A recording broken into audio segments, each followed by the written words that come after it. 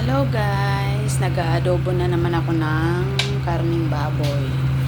Tapos yung gulay niya, talong, patatas at saka chestnuts. Nilagyan ko yan kasi paborito yan ng anak ng amo ko.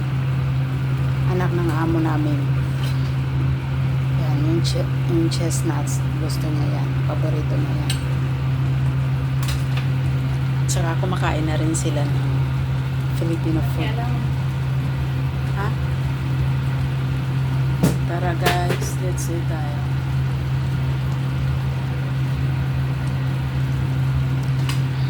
Maya-maya paluto na yan.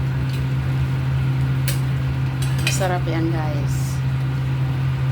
Tapos yung yung chestnuts, malinamnam. Yan.